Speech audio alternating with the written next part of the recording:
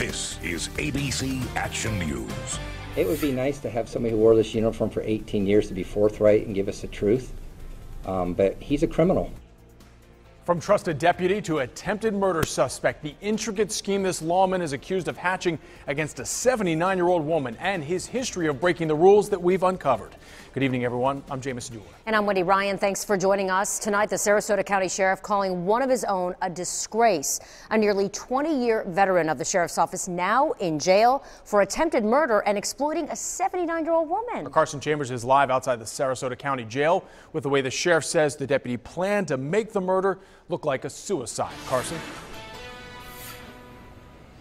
Right. The sheriff says that Frankie Bybee was an on-duty deputy at the time, and he was called out to this woman's home back in October to help her. Then the sheriff says he took advantage of her financially and even tried to kill her. Oh my gosh. Her story had neighbors in disbelief. She said just basically that the man tried to kill her, and that was it. And I said, well, I really couldn't believe it. A 79-year-old Sarasota woman taken advantage of, almost murdered, according to the sheriff, by a veteran deputy. She's been in very bad health in the last couple of years. Sarasota Sheriff Tom Knight says Frankie Bybee was a deputy, a detective for 18 years. Tonight, he's being held on almost $2 million bond for trying to kill Marcia Soul inside her own home. Bybee mounted the victim and, while holding her down, forced prescription medication into her mouth. The victim lost consciousness, and when she awoke, she summoned help.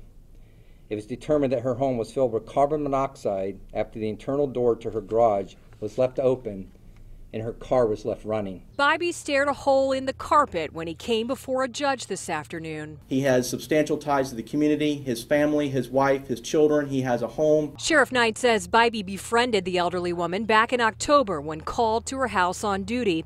That he started forging checks in her name to himself and his 3 kids, more than $65,000 worth. Even got rid of her dog in a Craigslist ad when she was hospitalized. He's a criminal, and he's acting like a criminal. And so thus he gets arrested and treated like a criminal. Bybee was placed on administrative leave on January 9th after Soul filed a harassment complaint against him. But the sheriff says he returned to her home days later and tried to fake her suicide. And Bybee has been the subject of 5 internal investigative complaints. He was actually reprimanded, and one of them for lying to his superiors. And the sheriff says he will now be fired.